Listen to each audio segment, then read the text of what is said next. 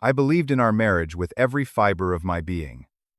For 8 years I built a life with Amanda in our suburban home, supporting our family with my tech job, while cherishing every moment with Lily and James.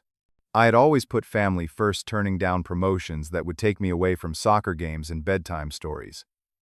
Then one ordinary Tuesday, Amanda looked me straight in the eyes and said those words that shattered my world. "You are nothing more than a co-parent to me, Caleb. Not my real match."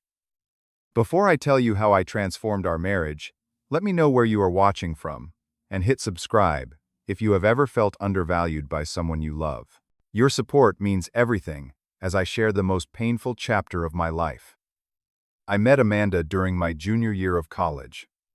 We were both part of the same study group that met every Wednesday evening at the campus library.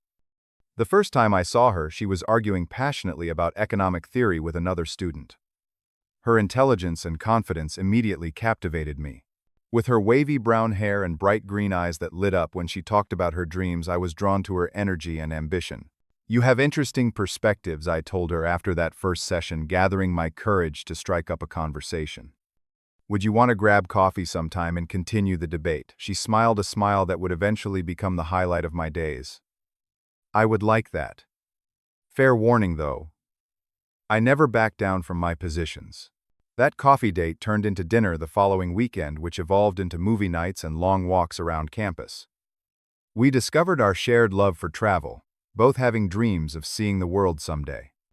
I wanted to explore ancient ruins and historical sites, while she dreamed of experiencing different business cultures and bringing those insights back to her future career. We could do both, I suggested one night as we laid on a blanket looking up at the stars. Travel for work and pleasure. Build a life where we balance everything that matters. Amanda squeezed my hand. "I like the way you think, Caleb. That is why we work so well together." After graduation, we both landed entry-level jobs in the city. I started at a growing tech company as a systems analyst, while Amanda secured a position at a marketing agency. We rented a small apartment downtown, saving money for our future while building our careers. The early years were tight financially, but rich in joy and connection. We would cook simple meals together, plan weekend adventures on a budget, and talk for hours about our future. 3 years after college, on a trip to her hometown, I proposed by the lake where she had grown up swimming. I had saved for months to buy a modest ring that caught the sunlight just right.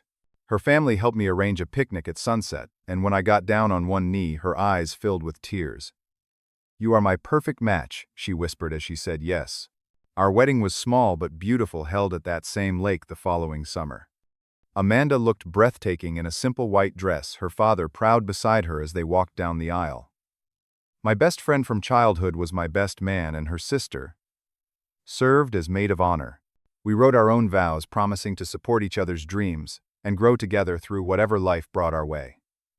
After the wedding, we moved to a house in the suburbs closer to where we both worked.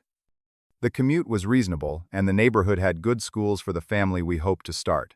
Both our careers were progressing steadily, with Amanda showing particular talent in her field. Her bosses recognized her innovative campaigns and strategic thinking, giving her increasing responsibility. "I think we are ready to start trying for a baby," Amanda suggested on our 3rd anniversary. "My position is stable, and the company has good maternity benefits." I agreed wholeheartedly. The idea of becoming a father filled me with excitement and purpose. We turned the small bedroom next to ours into a nursery, painting the walls a gentle yellow, since we wanted the gender to be a surprise. When Lily was born after a difficult 20-hour labor, I held Amanda's hand through every contraction. The moment they placed our daughter on Amanda's chest, I felt a love I had never experienced before. Tiny fingers wrapped around my thumb, and I made a silent promise to always protect this perfect little human. "She has your eyes," Amanda whispered exhaustedly.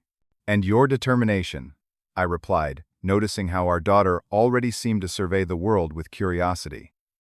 The first year with Lily transformed our lives completely. Sleep became a precious commodity, and our conversations centered around feeding schedules and developmental milestones. I took paternity leave for the first month, then worked from home when possible to support Amanda. When she returned to work after 4 months, we found a daycare within walking distance of her office so she could visit during lunch breaks. 2 years later, we welcomed James into our family. His birth was easier, but his personality proved more challenging. Where Lily was observant and methodical, James was all energy and impulse. Our house filled with laughter and chaos in equal measure, and I loved every minute of it. Your boss called again about that position in the Seattle office. Amanda mentioned one evening after the kids were asleep. Are you going to take it this time? The offer included a significant salary increase, but would require frequent travel. I had already declined twice before. I do not want to miss these years, I explained. 14. I had already declined twice before. I had already declined twice. I had already declined twice. James is just starting to talk, and Lily has her first dance recital next month. The money would be nice, but time with them is worth more. Amanda nodded, but seemed thoughtful. Just make sure you are not sacrificing too much of yourself. Your career matters too. What I did not realize then was that Amanda was approaching her own career differently. While I scaled back ambitions to be present for our family, she continued to pursue advancement aggressively. 6 months after James was born, she received a promotion to Senior Marketing Director, working directly under the new Chief Marketing Officer, Derek Winters. Derek had come from a major agency in New York, bringing metropolitan energy and ambitious ideas to the company. Amanda spoke of him, often impressed by his innovative approach and industry connections. I was genuinely happy for her success and supported her longer hours, taking on more responsibilities at home to compensate. Derek thinks we could win an industry award for the Reynolds campaign, she would say, eyes bright with excitement. I had not seen in years. That is amazing. I would respond, truly meaning it. You deserve the recognition. Life settled into a new rhythm. I handled morning routines with the children, dropping them at school before heading to work. Amanda took evening pickups when she could, though increasingly I found myself doing both as her meetings ran later. Weekends became precious family time, though even then her phone would buzz with messages from work that she would step away to answer. I first noticed the real change in our relationship about 7 years into our marriage. Amanda's department was planning a major product launch, and she had volunteered our home for a Saturday dinner party with key team members. I spent the day cleaning the house and preparing food, while she attended a last-minute meeting at the office. When guests arrived that evening, Derek was among them.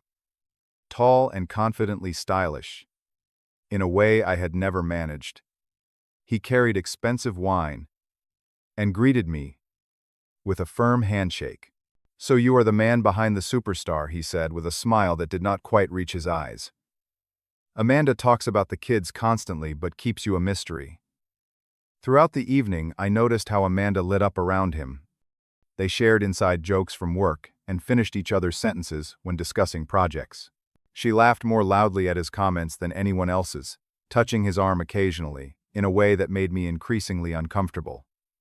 While cleaning up after guests left, I casually mentioned my observations. You and Derek seem to work well together. Amanda loaded plates into the dishwasher without looking at me. He understands ambition in a way that most people do not. Sometimes I wonder if I settled for security rather than following my passions fully. The comment stung, but I brushed it off as late-night fatigue after a stressful event. We all make choices, I replied. I chose this life with you and the kids. I have never regretted it. She smiled thinly and kissed my cheek. I know. You are a wonderful father. Not a wonderful husband, I noted. Just a father. The ordinary Tuesday when everything changed began like any other. I woke at 6, made breakfast for the kids, packed lunches, and coordinated outfits for school. Amanda rushed through, grabbing coffee and kissing the children goodbye before heading to an early meeting. That evening, after putting Lily and James to bed, I found Amanda in our home office reviewing presentation materials. Can we talk? I asked, leaning against the doorframe. You have been distant lately. She sighed, removing her reading glasses and rubbing her eyes. What do you want me to say, Caleb? We are in different places right now, different how we built this life together. Amanda looked at me with an expression I had never seen before, a mixture of pity and detachment that made my stomach twist. "You are nothing more than a co-parent to me, Caleb. Not my real match." The words hung in the air between us, impossible to unhear. "What does that even mean?" I finally managed to ask, my voice barely steady. "It means I outgrew us," she continued, her tone matter-of-fact, as if discussing a business transaction. "We want different things now. You are content with this suburban life, coaching soccer and attending school functions. I need more. Intellectually, professionally, emotionally." Each word felt like a physical blow. I struggled to process what she was saying while maintaining my composure. "We have 2 children who depend on us," I reminded her. "A family we built together." "And I am not suggesting abandoning that responsibility," she replied. "We can continue parenting together. That part works well. But I cannot pretend there is more between us anymore." I spent that night in the guest bedroom, staring at the ceiling. As my mind replayed every moment of our relationship, searching for signs I had missed. The next morning I made pancakes for the kids and packed their lunches as usual. Amanda appeared briefly before leaving for work, acting as if our conversation had never happened. Days turned into weeks of this strange limbo. Around the children, we maintained a facade of normalcy. I continued handling most parenting duties while Amanda worked later and attended more networking events. Each time I attempted to discuss our relationship, she deflected or changed the subject. The pain became my constant companion. I would break down in my car during lunch breaks, allowing myself 5 minutes of grief before composing myself and returning to work. At night, I would lie awake wondering how someone could share a life with you for 8 years, and then simply decide you were no longer enough. 3 weeks after Amanda's devastating statement, I discovered the truth behind her emotional withdrawal. She had left her phone unlocked on the kitchen counter while taking a shower. A notification appeared from Derek, and against my better judgment I looked. The message thread revealed months of intimate conversations, lunch dates, and emotional sharing that crossed well beyond professional boundaries. While I found no evidence of physical infidelity, the emotional affair was undeniable. Messages like, "You understand me in ways no one else does," and "Counting hours until I see you tomorrow," painted a clear picture of their connection. When Amanda emerged from the bathroom, I confronted her directly. "Is Derek your real match?" I asked, holding up her phone with the messages visible. Her face flushed with anger rather than guilt. "You had no right to go through my phone. And you had no right to betray our marriage. Answer the question." "Derek and I are just friends," she insisted, snatching the phone away. "You are being paranoid and possessive. Friends do not text each other at midnight about how empty their lives feel without each other," I countered. "Friends do not plan private lunches while lying to their spouses about work meetings." "You would not understand," she snapped. "You have been content to stand still while I keep growing." Derek challenges me intellectually. The dismissiveness in her tone hurt more than the admission itself. Not only was she betraying our vows, but she also viewed my dedication to our family as some kind of failure. For the next month, I attempted to salvage our marriage through every traditional approach. I scheduled date nights, bought thoughtful gifts, and suggested weekend getaways to reconnect. Amanda participated half-heartedly, checking her phone constantly and often finding excuses to cut our time short. When I suggested marriage counseling, she outright refused. "There is nothing wrong that needs fixing," she insisted. "We are just in different life phases." The breaking point came after I spent an entire Saturday caring for James during a fever while Amanda attended a mandatory company retreat. When she returned Sunday evening rather than the afternoon as planned, I discovered the retreat had ended at noon, but she had extended her stay to help Derek prepare for an important client meeting. "Do you even care about this family anymore?" I asked when she finally walked through the door. "Of course I do," she replied defensively. "But my career requires certain sacrifices. Funny how those sacrifices never impact your time with Derek, only your time with us." "This is exactly why Derek is easier to be around," she snapped. "He supports my ambitions, instead of making me feel guilty about them." "I have supported you every step of the way," I reminded her, fighting to keep my voice steady. What I cannot support is watching you slowly erase me from your life while gaslighting me about it. Maybe this is why we grew apart, she said with a sigh. You were always so dramatic about everything. That night, watching her sleep peacefully while my world crumbled, I realized I had reached my limit. The woman beside me was no longer the Amanda I had married. And perhaps more importantly, I was no longer the man who would accept being someone's convenient backup plan. The moment of clarity came unexpectedly while watching Lily and James play in the backyard the following weekend. Lily was teaching her brother how to do cartwheels, patiently demonstrating, and then helping him balance. Their laughter floated through the open window as I stood at the kitchen, sink tears streaming down my face. They deserve better than this, I whispered to myself. And so do I. That afternoon, while Amanda was at another work event, I called my friend Thomas, who had navigated a difficult divorce 5 years earlier while maintaining a healthy co-parenting relationship with his ex-wife. She already sees you as nothing more than a co-parent, he observed after I explained the situation. So why are you still trying to be her husband? The simplicity of his question struck me deeply. Why indeed was I fighting for someone who had already relegated me to a functional role in her life? What did you do? I asked him. How did you find yourself again? I accepted reality instead of fighting it, Thomas explained. Then I redesigned my life around what I could control, not what I had lost. That evening, I began researching emotional detachment and self-preservation techniques. I read articles about setting boundaries and reclaiming self-worth. By Monday morning, I had developed a strategic plan not just for surviving this situation but for transforming it into something I could live with dignity. If Amanda saw me as nothing more than a co-parent, then that was exactly what I would become. No more, no less. I began by creating a detailed co-parenting schedule, dividing responsibilities clearly and fairly. I emailed it to Amanda with the subject line, co-parenting arrangement, as if it were the most natural thing in the world. What is this? She asked that evening, finding me helping Lily with homework at the kitchen table. Just clarifying our roles, I replied calmly. Since we are co-parents, I thought having a clear schedule would help us both.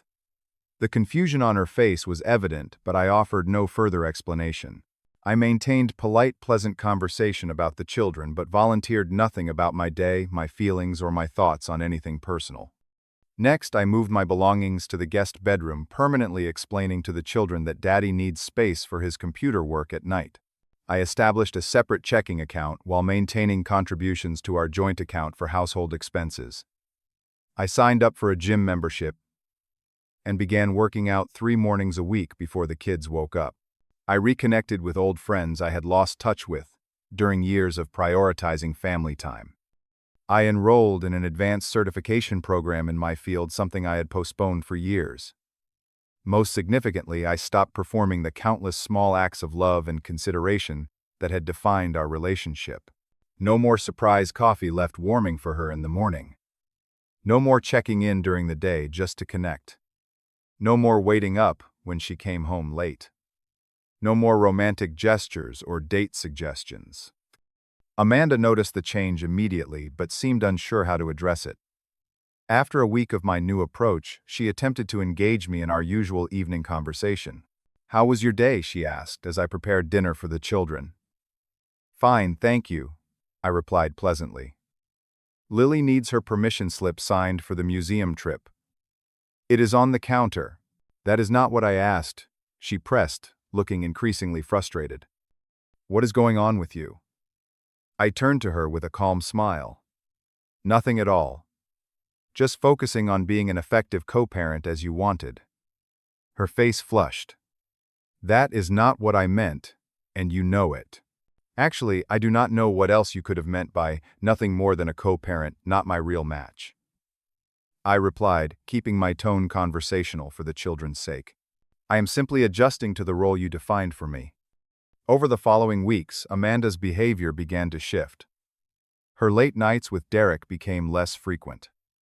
She began arriving home for dinner more often, watching me with uncertain eyes across the table as I engaged warmly with our children while maintaining pleasant detachment with her. She tried various approaches to re-establish our previous dynamic.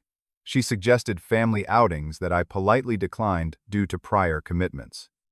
She attempted to initiate intimate moments that I gently but firmly deflected. She even left concert tickets on my desk for a band we had enjoyed together in college, which I returned with a polite note explaining I had study commitments for my certification course. What surprised me most was my own emotional evolution. The initial pain had not disappeared, but it had transformed into something more manageable. By accepting Amanda's assessment of our relationship and adapting to it rather than fighting it, I had reclaimed a sense of control and self-respect. 2 months into my new approach, the real turning point arrived. Lily had the lead role in her school play, a moment neither of us would miss. Traditionally, we would have attended as a united family front, arriving together and sitting side by side.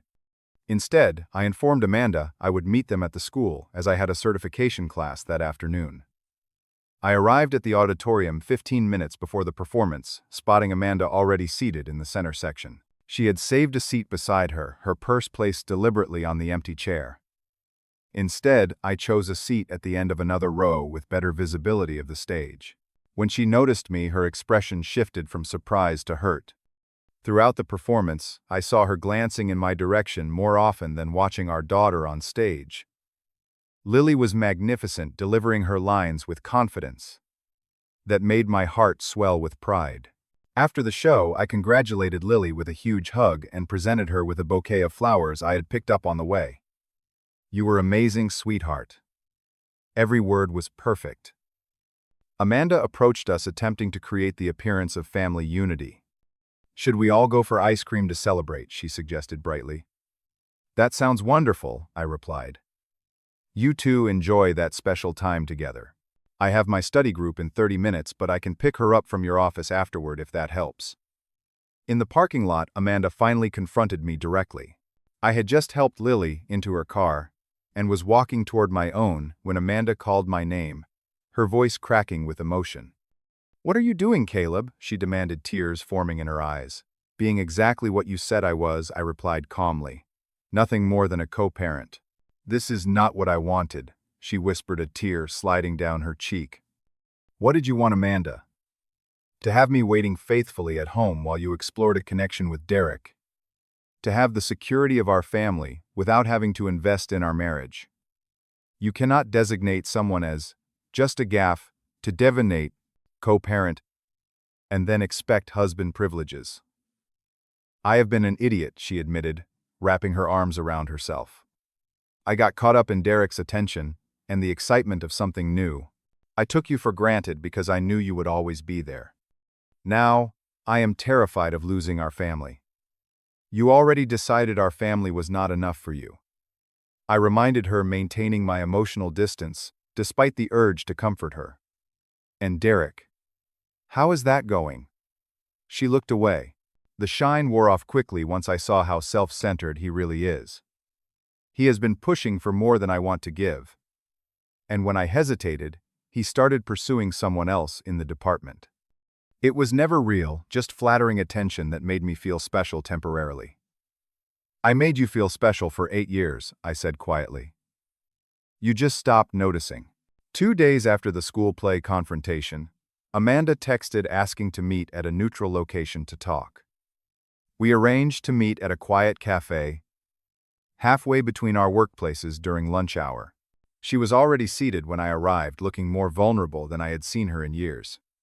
Gone was the polished executive presence, replaced by the more authentic woman I had first fallen in love with. "Thank you for meeting me," she began. "I owe you an honest conversation." "I appreciate that," I replied, keeping my tone neutral. Amanda took a deep breath. "I have been doing a lot of thinking about what happened to us. My comment about you being just a co-parent was horrible and untrue. I said it because I was confused and trying to justify my own inappropriate behavior with Derek." "What confused you about our marriage?" I asked. "Success changed me," she admitted. "As I moved up at work, I started believing I deserved more excitement, more status. Derek represented that world, and he deliberately played on my insecurities. He would make comments about how I had outgrown suburban life, how someone with my talent deserved someone equally ambitious. And you believed him." "I wanted to believe him," she corrected. It was easier than acknowledging I was betraying someone who had always supported me. The truth is, I was scared of what success meant for us. Instead of talking to you about it, I created distance and blamed you for it. I nodded slowly. Where does that leave us now? I ended all contact with Derek outside of necessary work interactions, she stated firmly. I have also requested a transfer to a different department which my director approved. Those are positive steps, I acknowledged. But they address symptoms, not causes. I know, Amanda agreed. That is why I would like us to try couples therapy. I understand if you are not ready to move back into our bedroom or resume our marriage fully. I am just asking for a chance to rebuild what I damaged. For the first time in months, I allowed myself to consider the possibility of reconciliation. Not an easy return to the status quo, but the creation of something new and potentially stronger. I need more than co-parenting to stay married. I told her honestly. I need a true partner who values what I contribute, even if it is not as flashy as a corporate title or as exciting as a new flirtation. I want to be that partner again, Amanda said, reaching hesitantly for my hand across the table. The one who sees you fully. I let her take my hand but maintained emotional clarity. We can start with therapy and see where it leads. But I want to be clear, I will never again accept being less than a full partner in your life. The following weekend, we attended our first couples therapy session. The therapist, Dr. Martinez, created a safe space for difficult truths to emerge. Amanda revealed her struggles with measuring success and worth by external validation. I acknowledged my resentment over years of increasing emotional labor without recognition. What I hear, Dr. Martinez observed, is that you both lost sight of your partnership while focusing on your individual roles. Caleb, you became defined primarily by your parenting. Amanda, you became defined by your career advancement. Neither of you was seeing the other completely. Over the next several months, we established new patterns. Amanda adjusted her work schedule to be home by 3 nights a week. I continued my certification program and maintained my newfound independence and interests. We established a weekly date night with a strict no-phone policy. Most importantly, we implemented complete transparency. Passwords were shared, calendars were open, and we committed to discussing uncomfortable feelings before they became destructive barriers. Amanda proved her commitment through consistent action rather than promises. When her company offered her a promotion that would require frequent travel, she negotiated a modified role that maintained her career progression while preserving family time. For my part, I worked on rediscovering the man I was beyond fatherhood and providing. I pursued interests I had abandoned, reconnected with my own ambitions, and established clear boundaries around my needs. Slowly, cautiously, we rebuilt intimacy. First emotional, then physical. It was not a return to what we had before, but the creation of something new forged through painful honesty and deliberate choice rather than youthful passion or convenient habit. The children noticed the change. You and Mommy laugh more now, Lily observed one evening as we prepared dinner together as a family, something that had become our new tradition. We are remembering how much we enjoy each other's company, I explained, exchanging a genuine smile with Amanda. Throughout this process, I maintained the most valuable lesson from our crisis. My worth was not dependent on Amanda's validation. I had rebuilt myself into someone who would be whole, regardless of our marital outcome. This inner strength actually made reconciliation possible, as we came together as equals rather than as emotional dependents. 1 year after Amanda's devastating statement, we renewed our vows in a small private ceremony by the lake where we were first married. The promises we made this time were more realistic, acknowledging our imperfections and the work marriage requires. I choose you again, Amanda said, her voice steady and sure. Not because it is comfortable or expected, but because I see all of you and want to build a life with the man you have become. I choose you again, I responded. Not as my only source of fulfillment, but as my cherished partner in creating a meaningful life. The journey transformed both of us. Amanda found a more authentic definition of success beyond external validation. I discovered that standing up for my worth did not mean losing love, but finding it in more honest form. Our story is still unfolding, requiring daily choices and regular maintenance. Some days are easier than others. The trust that was broken is mostly mended but bears scars that remind us of its fragility. Yet I can say with confidence that we are no longer merely co-parents but true partners navigating life together. If you have ever felt taken for granted in a relationship, remember that sometimes the path forward requires a painful step back. By becoming exactly what Amanda claimed I was, I ultimately helped her recognize what she truly needed me to be. The experience taught me that genuine love cannot survive on convenience or habit, but must be consciously chosen every day by both people. Have you ever had to step back in a relationship to move forward? Share your experience in the comments below. If this story resonated with you, please hit subscribe and like this video to help others find it who might need this message. And remember, your worth is never determined by someone else's ability to see it clearly. Thank you for listening, and I wish you the courage to stand in your truth, whatever that means in your own journey.